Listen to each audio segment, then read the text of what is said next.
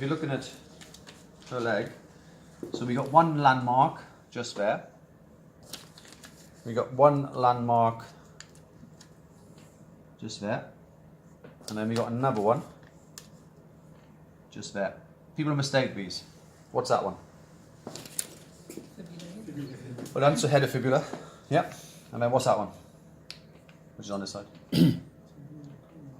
The condyle of a tibia, but what's a medical word for it? You call it that, which is true. But it's also known as, and then this one is the, so that's where it rubs. That's where it attaches. So this is the lateral femoral condyle. So that's where it rubs here. This is the tubercle of Gerdy. Okay, so it's called Gerdy's tubercle, named after a French surgeon called Nicolas Gerdy. And it's where the IT band inserts. Now, if you're looking at the IT band on this one, well, what muscle does the IT band become?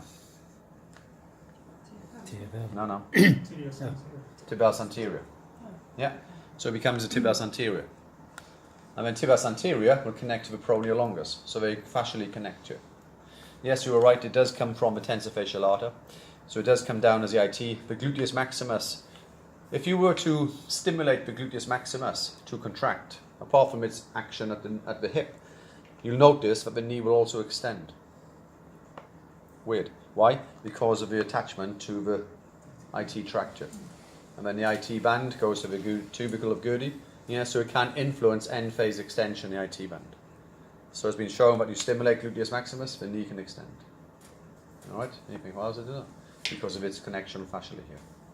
Now, people talk about stretch and IT band, etc. There was a study done where they talk about, and it is how much weight or pressure or torque to lengthen the IT band 1%. What do you reckon? Is it a ton? 252. Yeah.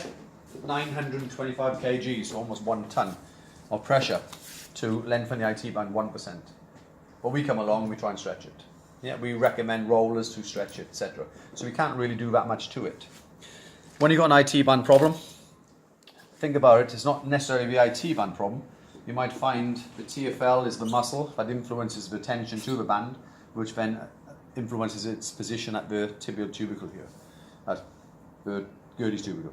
So if the TFL is too active, then you might find it might be because the glute is weak, and the TFL is compensating for that. Also, you've got to think about foot position, tibial torsioning, things like that, the way you run cambered roads is why maybe where you've got IT band friction. What tests might you do to confirm this? Let's say she's got pain here. So she's got IT band friction syndrome. So we're going to tape as part of it, and it is what test we might do.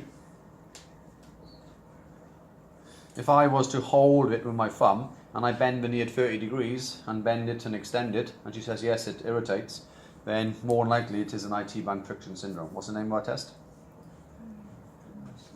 What's it called? Now, from there, tape in while you think about it, cross the insertion point, almost like towards the tibialis anterior. The leg is slightly in adduction here. So from there, no stretch, cross the area of pain. So just go along the IT from here. So no stretch, so you're just going to come up and do that. Okay, excuse me. So that's going to go under. Go under that. So then, that's where the pain is. Like here. And then this one, you can either use 1 or 2 strips to cross that area. From there, 50 to 75 directly across. And again, this one has never let me down. They still feel it when I run, but at least they can get through the event. You know, if you've got a half marathon and you feel pain at 2 miles, 3 miles, you think, oh my God, I'm not going to be able to do it. So, by being positive and saying, you'll still feel it, but you'll get through it. And you might find you might feel pain at, say, 10 miles instead of, say, 3 miles. And then you've got another 3 miles to go. So the name of the test is called the Noble test, named after Chris Noble. Okay, so one of you does IT band, one of you does MCL. Have a go.